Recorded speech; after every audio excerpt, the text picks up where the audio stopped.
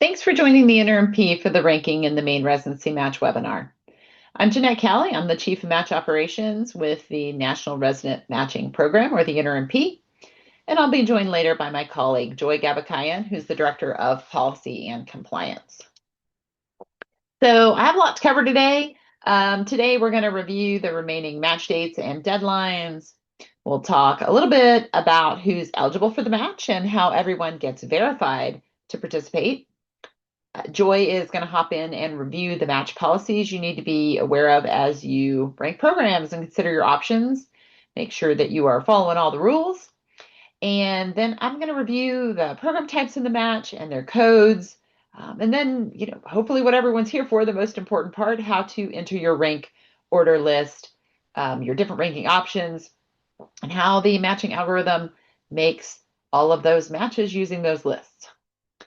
Finally, we've got hundreds of videos and support guides and other resources on our website to help you with this process. So we will point you in their direction. If you do need to review the basics of registration, if you haven't registered yet, we did do an introduction to the match webinar, and that's available on our YouTube channel. So it gives kind of that high level beginning overview of the match. And so I encourage you to take a look at that there. And then we won't be covering Match Week and SOAP today. There is going to be a joint webinar with the application services, so ARIS and Residency CAS, and that's going to be released in a few weeks. And that's going to cover how to participate in SOAP and what Match Week is like. So look for that soon, but let's go ahead and get started. So you can see the whole kind of process up there on the screen. And, a lot of people, most people, refer to the whole process of applying and interviewing, ranking, and Match Week and SOAP as the match, right? But actually, the application, interviewing, and matching steps are distinct processes. So you can see there the steps on the slide with the icons that are grayed out are the steps that the NRMP is not involved in the process. And interviews are not managed or governed by the NRMP, and NRMP doesn't know even where you applied or where you interviewed. So we don't have any of that information. The NRMP and the application services, so ARIS and Residency CAS or any other applications that your programs may have asked you to complete, they are separate services with separate systems. So again, we don't know where you've interviewed or applied or any of those things. So you'll rank programs in the NRMP's registration, ranking, and results, or R3 system, and you'll enter your programs into our system to rank them. So you rank in our system, not the application services. And we're also where you'll receive your match results and the list of unfilled programs to participate in SOAP if you don't match. So the R3 system is where those matching processes actually occur. So right now you can see there we are in the ranking phase of the match. Both applicants and programs do submit rank order lists of their preferred options in order from most preferred to least preferred. And all of that happens in the R3 system. After the ranking deadline, we run that algorithm to fill as many positions as possible using those applicant and program lists. After we've run the algorithm and we've checked the results and created tens of thousands of reports for release, then we are ready for Match Week and SOAP when we release the results. So here are the match dates and deadlines that we need you to be aware of. That standard registration deadline was on Friday, January 30th, but do not despair if you have not registered yet. You can still register for the match. You'll just be required to pay an additional $50 late registration fee. And registration for the match does continue until the rank order list certification deadline. Ranking has opened for all participants. It opened on February 2nd, and the ranking period is the same for both applicants and programs.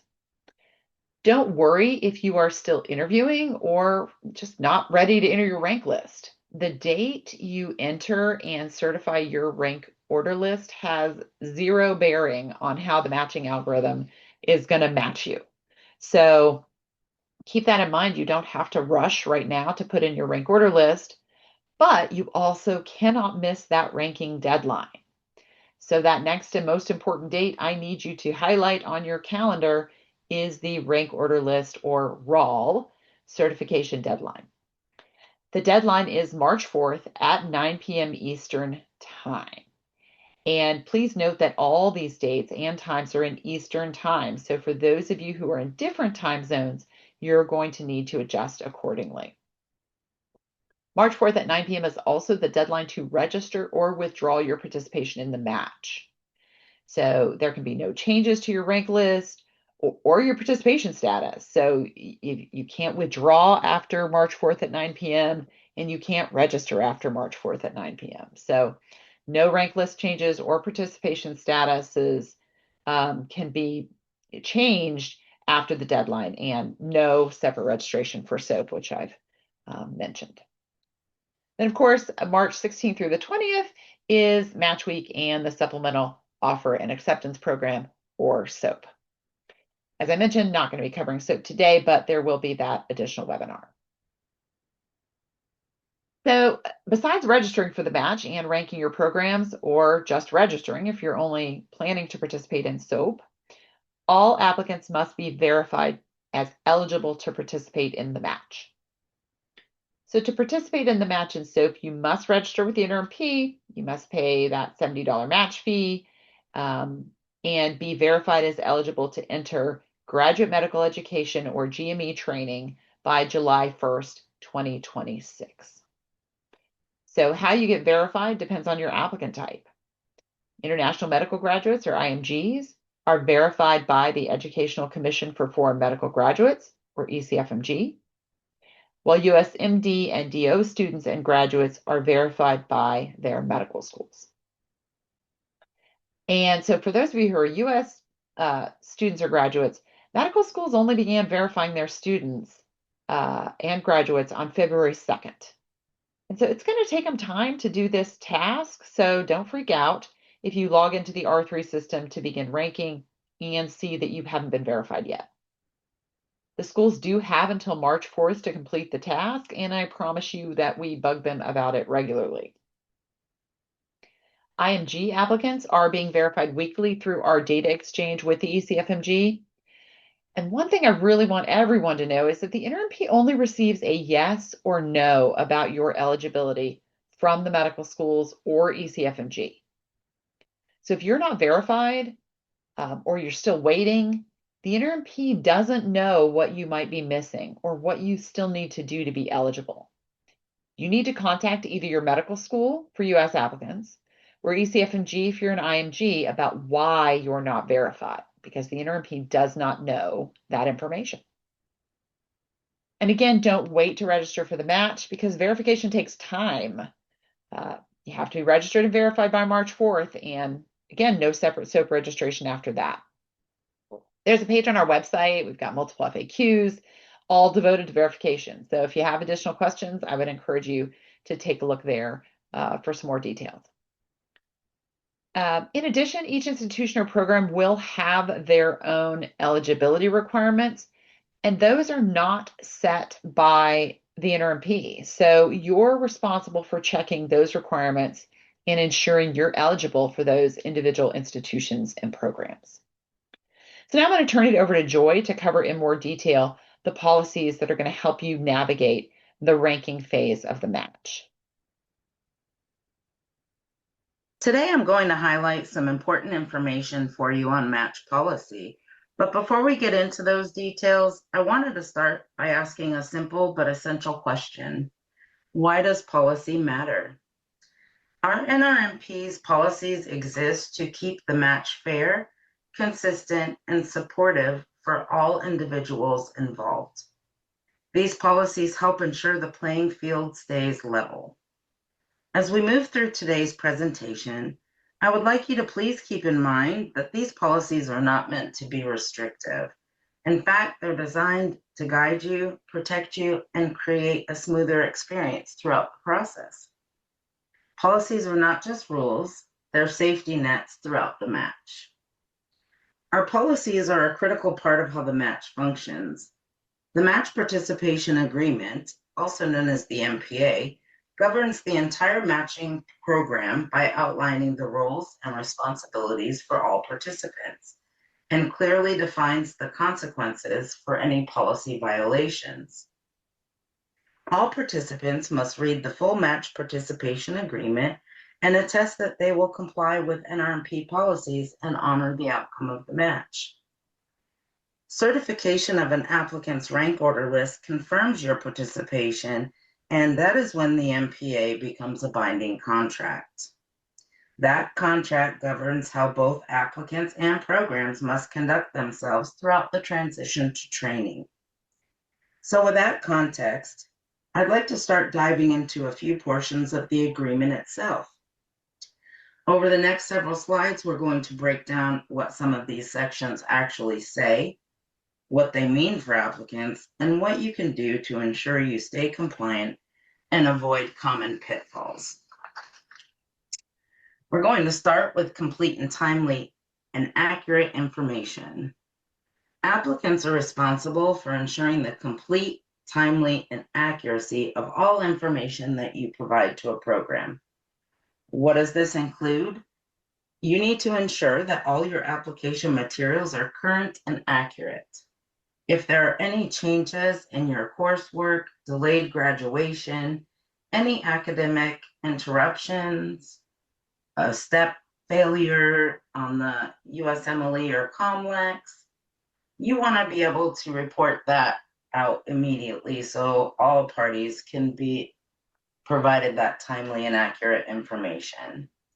You would also want to let them know if you have had any legal issues, if there are ongoing legal proceedings, any disciplinary actions, academic, investigation, or probations. At any point during the application, interview, ranking, matching, and onboarding process, you would need to be sure that you're providing that timely and accurate information. It matters because at the end of the day, providing this information helps ensure a smooth onboarding process. It also reduces the likelihood of any last-minute issues that could require a waiver or disrupt your anticipated start date with the program. I want to tell you that programs are also required to provide complete, timely, and accurate information to you, the applicants. They are to provide you with a copy of a contract and any and all institutional policies and requirements that you need to understand to be able to successfully onboard. That would include any pre-employment testing, drug screening, background checks, criminal, financial, visa sponsorship, and any other requirements. All of this information must be provided prior to the rank order list certification deadline to you from the program. And they must be able to demonstrate that this information was provided to you. Now we're going to move on to ranking, match policy submission of rank order lists. I would like to speak to you about rank with integrity. You want to consider factors that matter long-term, the location, your exact fit to the program culture, your career goals. We only want you to rank programs that you would want to attend. The match commitment is binding, and we're certainly going to talk about that in a future slide. But you will need to honor the match commitment. So if you match, you must attend that program unless you receive an approved waiver from the NRMP. You cannot simultaneously participate in other matching systems. And if you do not match, you're free to pursue SOAP and other opportunities after the match concludes. I would like to speak to you a little bit about communication. Between the rank order list certification deadline and the notification of the match status, applicants may not apply for, discuss, interview for, or accept any position that would run concurrent with positions offered in the match. Between the notification of match status and the conclusion of match week, fully matched applicants and programs may not contact each other for any reason until the general announcement of match results. I'd like to further speak about communication if you participate in the SOAP process, if you are SOAP eligible, eligible, sorry. This is extremely important, what I will share here with you. You can access the list of unfilled programs in NRMP only for positions in which you are eligible. You can apply only to unfilled match participating programs that are participating in SOAP. You are prohibited from using any means other than the application designated by the program to apply to and contact programs. The NRMP understands that this is a very stressful time for you, but please note, do not contact programs until a program initiates contact with you during a SOAP offer, or actually during the SOAP process. This is a pitfall that we see quite often, so I really wanted to bring your attention to that. Now we're going to be talking about that binding commitment that you've heard me mention a few times already. What does that mean when you match to a program? Once the match and SOAP end, your result becomes that binding commitment. That means that you're expected to accept the position you matched to or were offered through SOAP. After you match, you cannot look for another position in the same training year. If you try to explore or take another position without an NRMP approved waiver or deferral, it would be considered potentially a violation of the match agreement. You must start training on the date in your appointment contract and start in good faith. Good faith simply means you intend to complete the program. There is also what we call the 45-day rule. Your binding commitment is considered fulfilled once you have entered the program and stayed for the first 45 calendar days after your training begins. A program cannot terminate you within the first 45 days unless they've received an NRMP approved waiver or deferral. If they terminate you without one, that would be grounds for a violation. The same applies to applicants. You cannot resign, give notice, or leave your position within the first 45 days unless you also have an approved waiver or deferral. In summary, once you match, both you and the program are committed to each other for at least the first 45 days. That ensures stability for your transition into residency, and it really does help protect both parties. Before I wrap up on pertinent policy information that I've presented to you today, I do want to highlight some policy resources that we have available to support applicants throughout the match. Most can be located on the NRMP website. These types of resources we have provided a QR code here for you on Match Code of Conduct for applicants. It will provide you some good resources into how the codes are expected for applicants. We also have included a QR code to policy tips, reminders, what applicants need to know, as well as some different areas of the website that we have available for you. These resources are designed to answer most common questions, clarify any expectations, and also help you navigate the match with confidence. They're there for you whenever you need them. And just as a reminder, some of the key points that we talked about today, programs cannot ask about your application, interview, or ranking intentions, and ranking information is confidential. You are not obligated to share that with anyone. We want to be sure that you know your rights, and that is part of the policy resources for applicants. Programs cannot ask you about your interview or ranking intentions, and all parties are to behave in an ethical and professional manner. You want to ensure you keep your application information up to date and report any changes immediately. And of course, do not communicate between the rank order list certification and during SOAP until a program contacts you. That's all the pertinent information I wanted to share today, and I hope this session has answered many of your questions, but I also know that the questions can come up anytime you're going through this process. So please remember, anytime you have a question that arises, do not hesitate to reach out to our policy team. You can always contact us. I've added our email address here at policy@nrmp.org. We are genuinely happy to help you with anything you need. Thank you for your time today, and we wish you the best of luck in the match. Thanks, Joy. Before we get into kind of the deep details of ranking, I wanted to give you information about the program types, because understanding the types of programs may impact how you enter your rank list. So for some of you, this might be review. We did cover this in our previous webinar, but since it does have some bearing on ranking, I wanted to cover it again.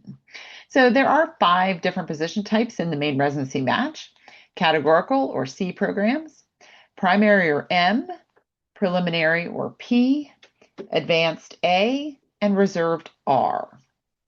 So categorical or C programs provide the full residency training required for specialty board certification. So they begin in postgraduate year or PGY year 1 and take anywhere from 3 to 7 years to complete. So some examples, family medicine, internal medicine, OBGYN, general surgery, pathology, pediatrics, all are examples of specialties with categorical type programs. And about 80% of the programs in the match are categorical. So this is going to be the most common program type that you are going to encounter. Primary care categorical or M programs are also categorical programs, but they're a little different because they prepare residents to be primary care physicians in either internal medicine or pediatrics. And because they're considered categorical, they also provide that full training required for specialty board certification. They also begin PGY1 and take 3 years to complete. Only programs in internal medicine or pediatrics are designated as primary care categorical, and that's if their training focus is primary care. The next 2 program types really go hand in hand, so we kind of talk about them together. And these are preliminary or P programs and advanced or A programs. So preliminary programs or prelims are 1 or sometimes 2-year programs, but usually 1-year programs that begin in PGY1, and they provide that prerequisite training for advanced programs. Preliminary programs are most often in internal medicine, surgery, or their transitional year programs. There are some prelim programs in pediatrics, which are 2 years in length, and they most often provide that prelim training required to enter an advanced program in child neurology or neurodevelopmental disability. So those advanced programs, which are kind of the other side to prelims, they begin at the PGY2 level.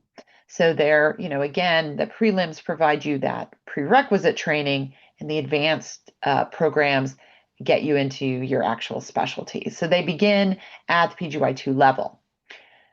And when they're offered in the match, advanced program training begins in the year after the match. So advanced programs in the 2026 match will begin in July 2027. So an applicant must complete that required prelim training before beginning that advanced program.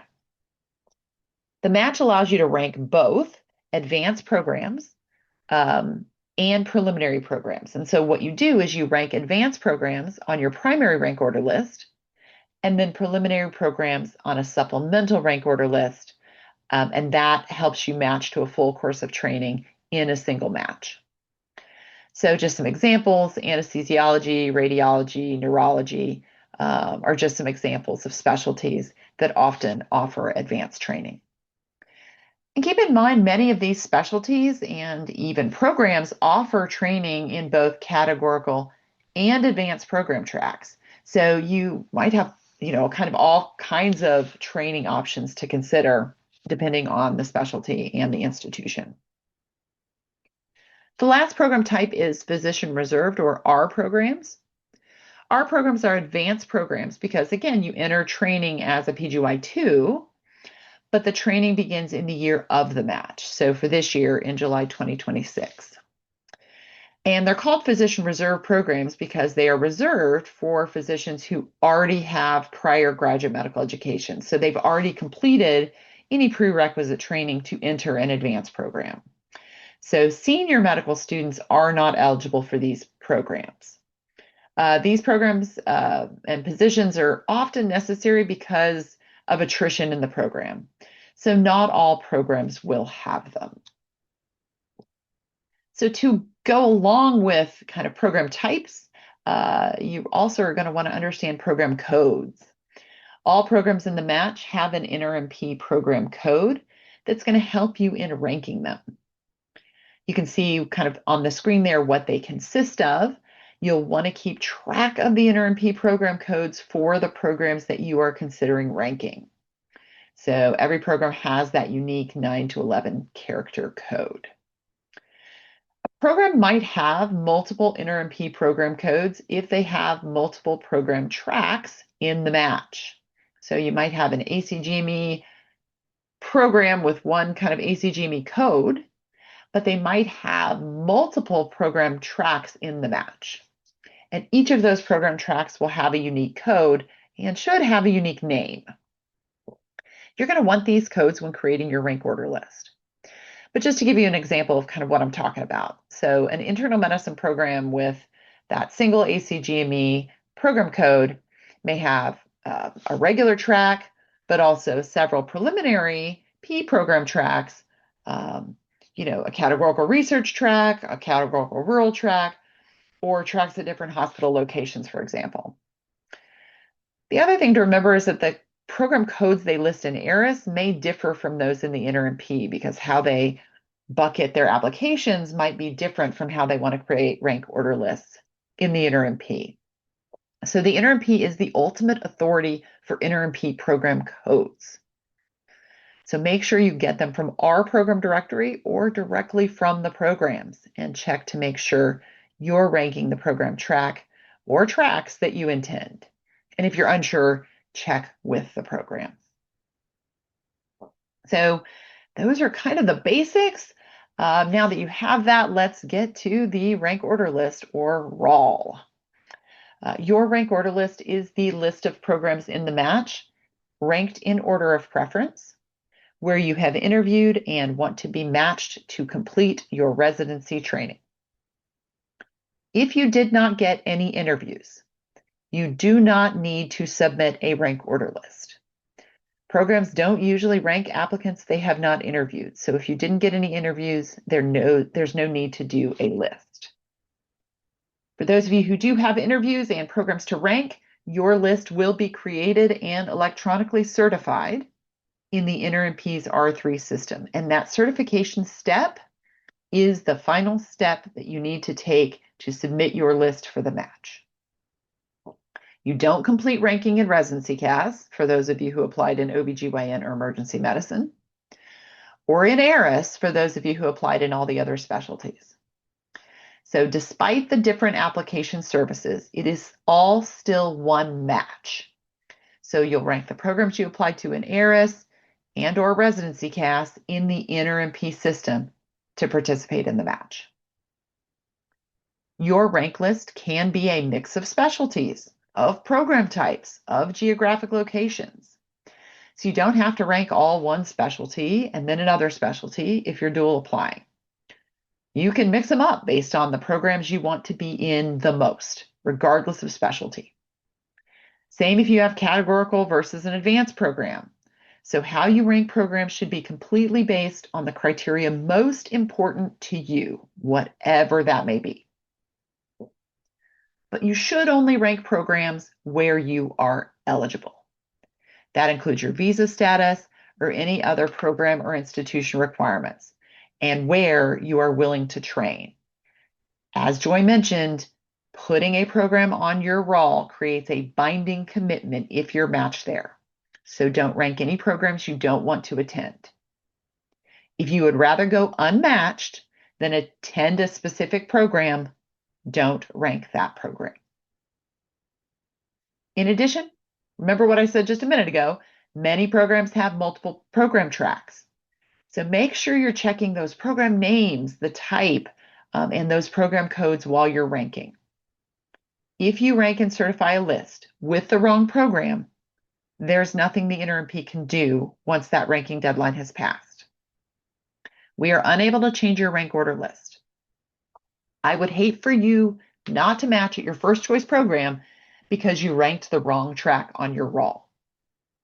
And programs should be providing you the correct codes for the programs where you interviewed. So if you have any questions about their codes and which ones you should be ranking, reach out and ask them. And how many programs can you rank? The limit on rank order lists is 300, but that limit is usually only reached by couples who are ranking multiple program combination pairs. You can include up to 20 unique program codes on your primary roll and up to 20 unique program codes on all supplemental rolls combined before any extra fees apply. So that means if you rank 2 program tracks for a program, so for instance, kind of using that earlier example, you rank the regular track and the research track for the same internal medicine program, that will be 2 of your unique program codes of the 20 that you get before extra rank fees apply. So keep that in mind as you're thinking about where to rank. Extra ranks are $30 per rank beyond those 20 ranks, but frankly, most applicants don't usually go beyond 20 ranks. And then remember, any extra fees are due when you certify the list, and they are not refundable. So if you certify a list with 22 ranks, you're going to immediately be charged those extra rank fees. And even if you decide to edit and shorten your list later, those fees are not refundable. And we're going to cover fees in more detail in a bit. So I've mentioned the types of rank order lists a couple of times, so let's dive into them a little bit. All applicants rank their categorical, advanced, and physician reserve programs on their primary roll.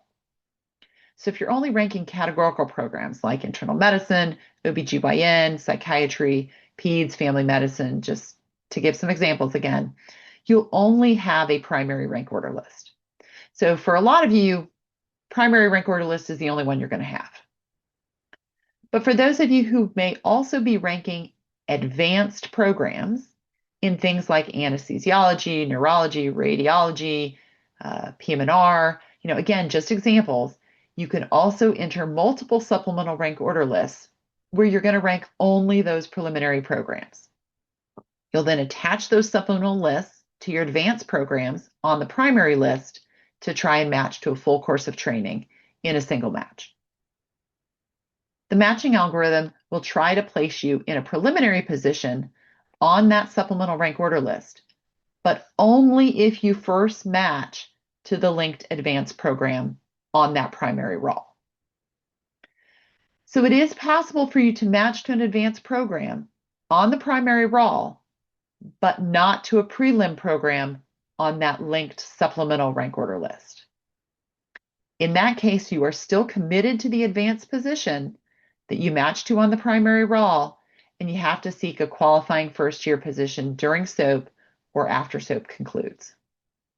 The algorithm will not continue down your primary list if you don't match to a prelim on your supplemental. Let me show you what this all looks like in the R3 system so you have a better understanding. When you log into the R3 system, you'll see in the top green section your applicant information. So this is where you can check your applicant status, your fee status, and your verification status. Again, don't freak out about that verification status. The medical schools are just starting it.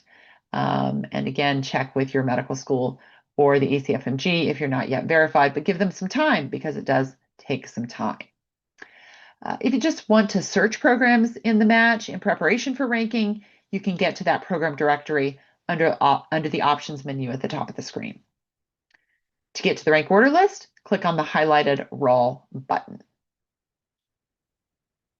The applicant rank order list will appear when you click on that. And so there are multiple ways you can enter your programs on the rank order list. So using the Find and Add Programs search function, you can import a list of program codes in rank order using import, and then you can also enter program codes individually.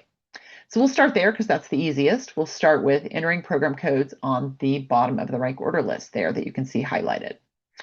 You can see I've entered the program code I want to rank as my most preferred program down there. That's that 1918140C0. That is a program code. And it's the one I most want to match into. So I put it there in the box and I can click Add Program and Save to add the program as the first rank on my list. You can see when you do that, the program has been added to the roll and been successfully saved. So make sure once you do that, you look at that program type and name of the program you entered to make sure it's the right program. You can also see highlighted that once you start adding programs to your list, your applicant status changes to ranking. Programs can see that you're active in the match, just as you can see a program status, but they can't see whether you have started ranking or have certified your list. They only see that you're active. So they can't see that you're in ranking. Same thing with programs. You can see that they're active, but you can't see whether or not they have entered or certified their list unless they're participating in the raw lock pilot, but we'll talk about that in a little bit. You can continue to add programs by program code, or if you need to search for programs, you can use the Find and Add program search. So when you do that, that search box pops up with all the search options for finding programs. So you can search by one or multiple options, so things like state, specialty, program type, program name, NRMP program code, ACGME program code. So all kinds of options for you to find the programs that you want to rank. And keep in mind, sometimes less is more. So if you're having trouble finding a program, use a variety of searches. So maybe just search by state and specialty to narrow down and see the different programs that you might want to rank. But for simplicity, I'm going to search by NRMP program code. The search results will pop up in the box. You'll note the unlocked icon next to this program. That indicates the program is participating in the voluntary raw lock pilot that's happening in internal medicine, pediatrics, and vascular surgery. And I'm going to cover what this means in more detail shortly. But there is a legend on pages where the lock icon appears. So you can see they're down there at the bottom of that box so that you know what it means. If you want to see more information about the program to confirm it's the one you want, you can click on that linked program name. The program details box will pop up with the program's information. So you can check the NRMP and ACGME codes, the program specialty, the type, the program director's name to make sure you're ranking the correct program. Click close the box and go back to the search box to add your program to the list. So back on that Find and Add Programs box with our search result, you click on the Add box next to the program you want to add to your roll, and then Add selected programs to roll and save. Programs added to your list and saved. If you've been tracking your programs on a spreadsheet and have their program codes or have a really long list to enter, maybe your couple's matching, you can use the import function. The import box will pop up and you can enter the NRMP program codes of the programs you want to rank in order of preference. Only program codes can be entered in the box, and there should only be one code per line. Programs are going to be imported into your list in the order they're listed. And also keep in mind that using the import function will overwrite any list you've already created. So if you're going to use the import, it's probably best to start there rather than entering other programs and other methods and then having to get everything moved off your list when you do the import. So start with import if you're going to use it. Once your list is in the file contents box as you want it, click the Upload Programs and Save List button. And then you can see it just moves it into your rank order list. So your list is populated with the imported programs in the listed order that you put them in the box. And you can see there at the top of the screen, there's a raw saved message.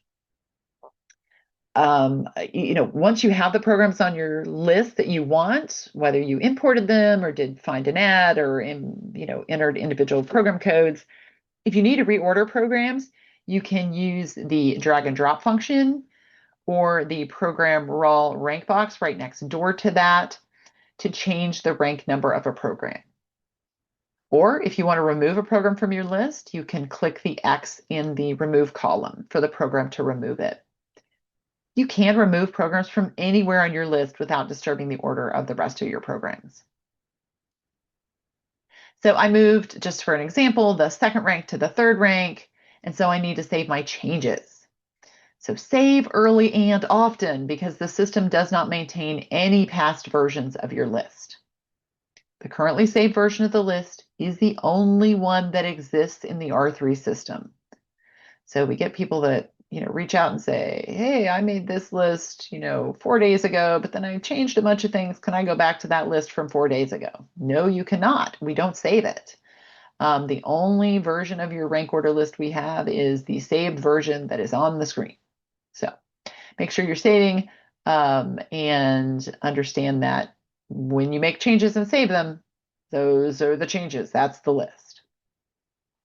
There are also functions to search your list down there at the bottom of the rank order list screen. So if you want to make sure that you have ranked a particular program and you don't readily see it on the screen, you can search your list. And then there's also a delete all button. So if you want to delete the entire list and start over, I would just encourage you to be careful with that button though. There is a confirmation that pops up and asks you that you're sure you want to delete it, but once it's gone, it's gone. And again, system doesn't save any previous version. We've had people who click that delete all button at the very last minute of the ranking deadline and have regretted it. So would encourage you to be very sure and don't click that yes, I'm sure button unless you're sure. So let's move over to a different applicant list, one who is ranking advanced programs. And so it's going to need to attach supplemental lists of prelim programs to try and match to that full course of training. So this will be, again, for those folks who are going to want to rank advanced programs. You can see on the screen that I've ranked 2 advanced programs in anesthesiology on my list, in addition to some categorical programs. So if you rank advanced programs, a supplemental raw column appears with some drop-downs available, and that's where you're going to create your supplemental lists. When you click the drop-down, you can select Add New to create a new supplemental rank order list to attach to that advanced program. You can create up to 16 unique supplemental RAWs, and each supplemental RAW can be attached to any number of advanced PGY2 programs on the primary RAW.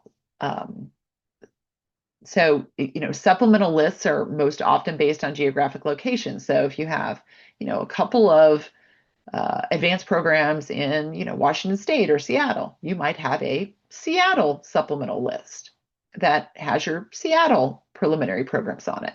So you can create multiple supplemental lists to attach to those advanced programs. So once you click Add New, the Supplemental RAW tab does appear with the A supplemental RAW on the screen, ready to be created.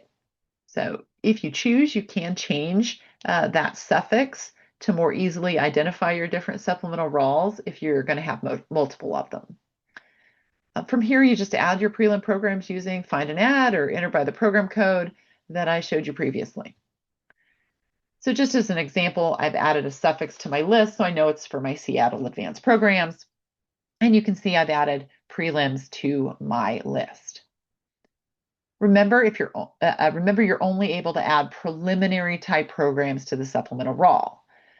If you need to get to another supplemental RAW that you've created, there's a drop down there at the top of the screen. Once you've created all your supplemental lists, you just need to make sure they are attached to the correct advanced program on your primary list. So again, you're going to use that drop down next to the program to select the supplemental list to attach to each one of them. If you've already completed preliminary training and you don't need a prelim for your advanced programs, you don't need to create or attach any supplemental lists. You only need to do this if you're ranking advanced programs and in addition need to obtain preliminary training as well. I know this sounds kind of complex. Again, it's only for folks who are going to be ranking those advanced programs. So if you're only ranking categorical, you don't even have to worry about any of this. But there's additional information, including a video on how supplemental lists work on our website. And there's more information on ranking things like joint advanced preliminary programs, which we won't get into today because there just aren't a ton of them. But check that out if programs have indicated they have joint advanced preliminary arrangements. That's on our website. And remember, the algorithm is going to try and place you in a prelim position on that supplemental rank order list only if you first match to the linked advanced program on that primary raw. If you don't match to a prelim program on the supplemental raw, the advanced program match still stands and you'll need to SOAP for a prelim. You would be what is called partially matched on match day, and you would need to SOAP or try and obtain a preliminary position after the match. We do also get asked frequently if applicants can or should put prelim programs on their primary rank order list. You can rank prelims on your primary rank order list to guard against going completely unmatched. But you need to do so with the knowledge that you may match to a program with only 1 year of training. So you don't have to rank prelims on the primary raw unless that is what you want to do. If you do rank prelim programs on your list, you may want to rank them below categorical and advanced programs. Now let's shift gears briefly and talk about couples. We're not going to spend a ton of time on couples. There's a lot of information on the NRMP website about couples, and they can be a little complex, but I'm going to hit the highlights. But basically, coupling allows 2 applicants to link their rank order lists, usually to try and obtain positions in the same geographic location. So when applicants couple, their rank order lists form pairs of program choices to be considered by the matching algorithm. A couple will match to the most preferred pair of programs on their rank order lists where each partner has been offered a position when the algorithm runs. Applicants must be participating in the same match to couple, and any 2 applicants can participate as a couple. So partners, friends, siblings, enemies, whatever, the NRMP doesn't limit who can couple. Partners do have to have the same number of ranks on their lists, and most couples try to make as many ranked pair combinations as possible that they've interviewed with, listing the same program code against a partner's different code to make as many unique ranked pairs as possible. But keep in mind that each partner can submit no more than 300 ranks on their respective rank order lists. Couples also have an option to rank what is called a no match code. So when the no match code is entered by one partner, it means that if the other partner can be matched at that rank, the partner ranking the no match code will not match. The no match code for the main residency match is all 9s. So that's what you would put in that program code box. And pairs of ranks using the no match code for each partner should be placed at the bottom of the rank order list so that both partners have the best chance of matching to programs. So that's basically used as your fail-safe. So you can try and hope that one of you matches at least using the no match code. Partners also need to check for duplicate pairs before certifying their rank order lists. To do this, there's a check for duplicates button on a raw compare tab in the R3 system. And most important to remember, if applicants do not match as a couple, the algorithm does not process their rank order list separately to find a possible match for each individual. Going through the match as a couple can be complicated, so review all the resources, including a sample matching algorithm video for couples on our website. And there's a QR code there that's going to take you to all of those resources. But just to show you what a couples raw looks like, here's a sample raw for one partner. You can see that I'm on the tab viewing my partner's raw, so I can't edit it since it is the partner's raw. And highlighted are the same program ranked multiple times, which again can only be done by couples. Those duplicated programs will be paired with different programs on the partner's raw to create unique pairs. And pairs must be unique, so there is a raw compare function. And so here's what that looks like. There's also a check for duplicates function you can use before certifying your couple's raw to make sure there aren't duplicate pairs. The system will also check for duplicates when the first partner certifies their list. So again, couples raws can get complicated. Really big piece of advice here. Don't wait until the last minute to enter your couples lists.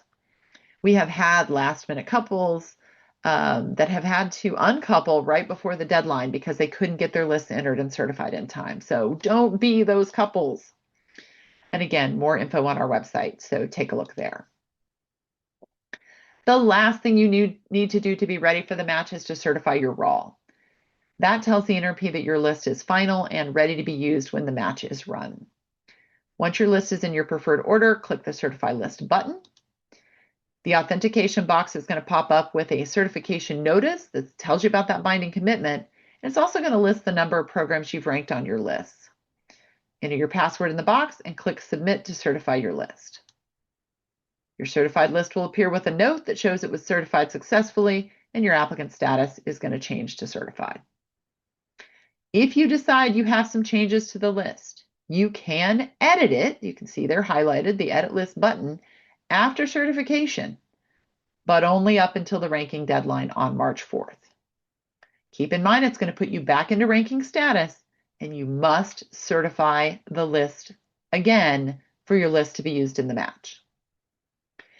And don't make last-minute changes to your list.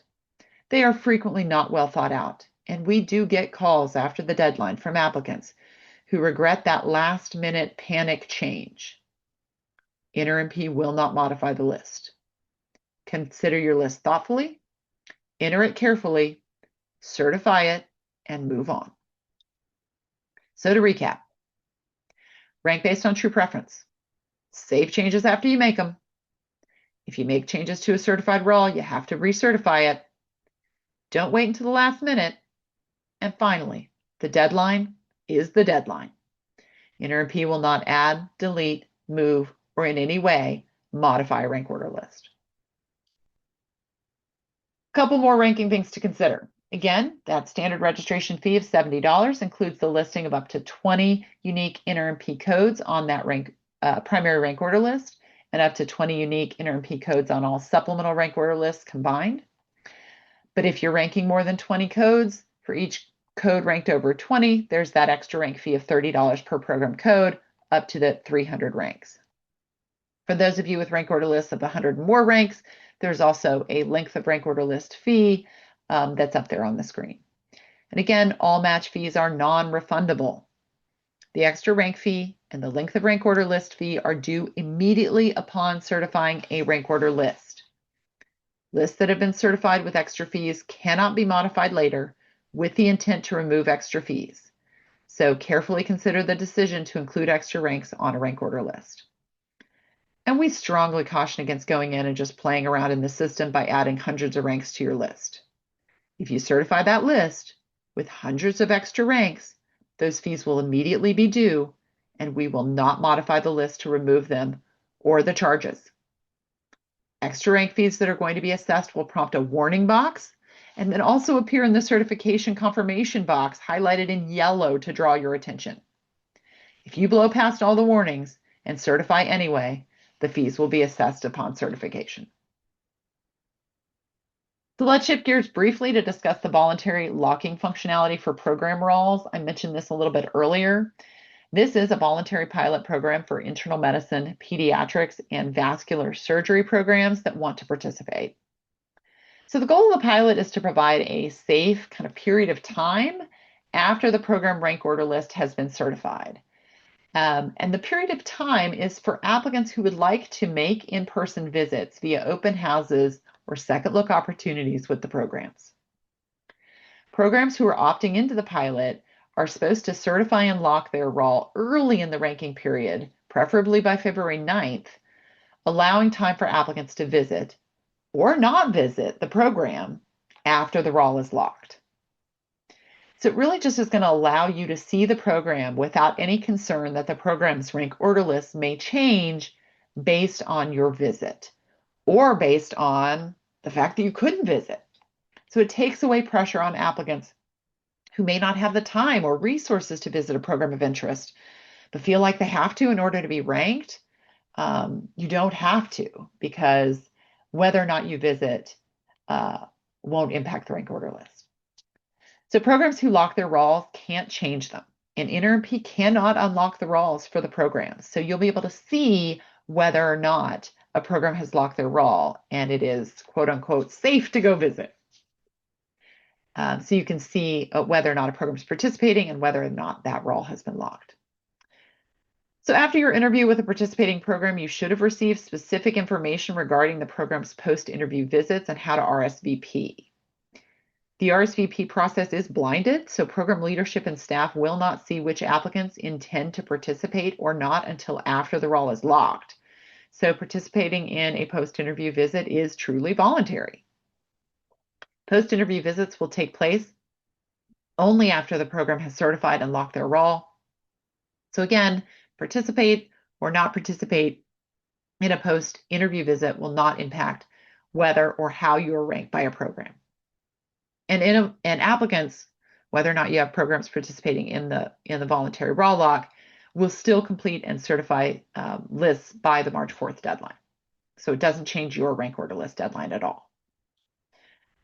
As I showed earlier, you can see a program's lock status in the R3 system in the program directory and in the find and add function on the rank order list. So a program that's participating but hasn't yet locked their list has an unlocked icon next to their program name, and a program that is participating and has a locked icon next to their program name has certified and locked their list.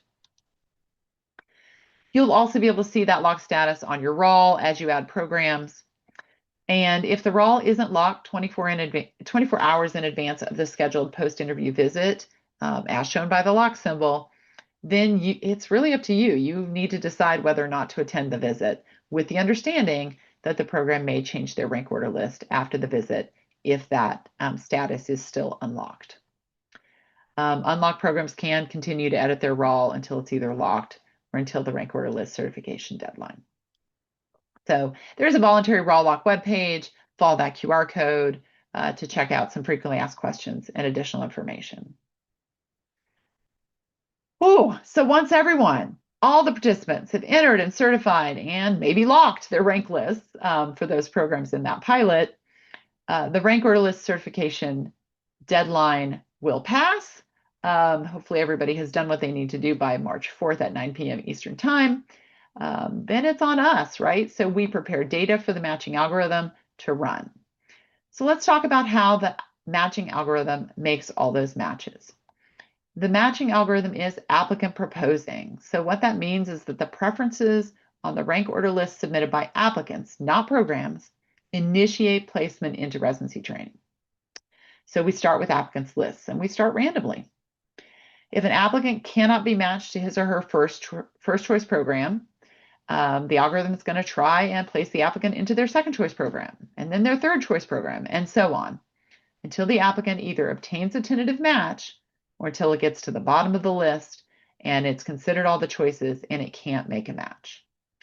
So the NRMP has actually created a really good video that tells you how the matching algorithm works, and so runs a sample match. So let's take a look at that.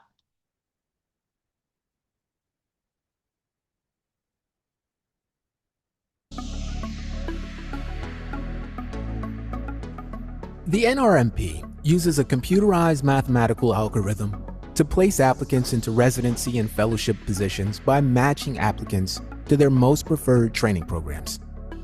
There are lots of myths and misperceptions about how the NRMP's matching algorithm works and how participating applicants and programs should rank each other to have the best chance at matching. In this video, we'll run a sample match to help demystify the process.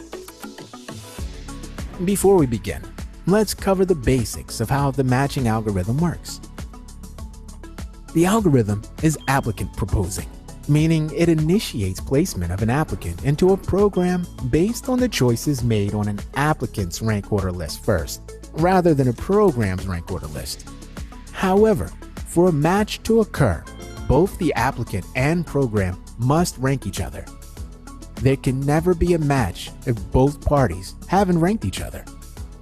The algorithm starts with an applicant's rank order list and attempts to match that applicant to their first choice. If that can't be done, the algorithm will try to match the applicant to the second choice, and so on, until the applicant is tentatively matched or all choices on the list have been exhausted. Let's run a sample match to see the algorithm in action. 6 applicants: Andre, Paul, Jordan, Teresa, Omar, and Allison, and 3 programs: Mercy, City, and General, have certified rank order lists. Each program has 2 positions. The algorithm randomly starts with Andre. Andre only ranks City. Because the algorithm is applicant proposing, it attempts to match Andre to City. City ranked Andre 3rd. Because there are no other tentative matches for City, the algorithm tentatively matches Andre to City. While the algorithm is running, matches are considered tentative because an applicant who matches to a program at one point in the process may be removed from the program later to make space for an applicant the program ranked higher. Next, here's how the algorithm attempts to match Paul. Paul also ranked City first, so the algorithm attempts to match him there. City ranked Paul 5th. Because City still has 1 opening left, the algorithm tentatively matches Paul to City. Let's see how the algorithm tries to match Jordan. Jordan's first choice is also City, and even though she thinks it's unlikely she'll match there, she ranks it first because it's where she really wants to be. So the algorithm attempts to match Jordan to City. While City has ranked Jordan 2, she can't match there because both openings are already tentatively matched to higher ranked applicants. The algorithm now attempts to match Jordan to her second ranked program, Mercy. Mercy has ranked Jordan 2nd. Since there are 2 positions available, Jordan receives a confirmed match because she is one of the 2 applicants most preferred by Mercy. Next, here's how the algorithm tries to match Teresa. Teresa ranked Mercy first. Mercy didn't rank Teresa, so she can't match there. The algorithm moves to Teresa's second rank, City. City has ranked Teresa 4th, so Teresa tentatively matches with City. However, Teresa's tentative match has displaced Paul since he was ranked 5th by City. So let's jump back to Paul. There are 2 tentative matches ranked higher than him by City, and only 2 openings. The algorithm tries to place Paul at his second rank, Mercy, but Mercy didn't rank Paul, so he tentatively matches with his 3rd ranked option, General. Now the algorithm moves to Omar. Omar ranked Mercy first, but Mercy didn't rank Omar. The algorithm attempts to match Omar to his second rank, General. General ranked Omar first, so Omar matches a General. He receives a confirmed match because he's the applicant most preferred by General, and there's no chance he'll be displaced later in the process by a more preferred applicant. Last, let's see how the algorithm tries to match Allison. Allison ranked City first. City ranked Allison first. Allison receives a confirmed match because she's the applicant that City most prefers. However, since City has only 2 positions, an applicant must again be removed from City to make room for Allison. That applicant is Teresa, because she was the least preferred applicant available on City's rank order list. The algorithm then attempts to match Teresa to her 3rd rank, General. General ranked Teresa 4th, so she matches to General. Since General ranked Teresa higher than Paul, the algorithm removes Paul's tentative match, displacing him again. Finally, the algorithm returns to Paul, but none of the programs on Paul's list that also ranked him have any remaining open spots, so Paul is unmatched. The process is complete and the match is final. Let's take a deeper look at the results for Paul and Andre. All applicants except Paul matched to their most preferred programs possible. Although all of Paul's choices have been attempted, he didn't match at either City or General because other applicants were ranked higher, and he couldn't match at Mercy because Mercy didn't rank him at all. All the applicants, except for Andre, used the match to their advantage by ranking all acceptable programs at which they interviewed in their preferred order to maximize their chances of matching. Andre took a real risk by ranking only City. While Andre did get a match, applicants with shorter lists have a higher likelihood of being unmatched. Remember, applicants should rank all programs they are willing to attend. Now, let's take a deeper look at the programs. City and General filled all their positions, but Mercy is left with one unfilled slot. Mercy didn't use the match to its advantage because it submitted a short rank order list. Remember, programs should rank all applicants they consider acceptable to train. While the match can seem complicated, we hope this sample match has helped clarify how the algorithm works. Here are two important things to keep in mind when it's time to certify your rank order list. First, the match is a binding commitment for applicants and programs, so all participants should rank only the options they are willing to accept on their rank order list.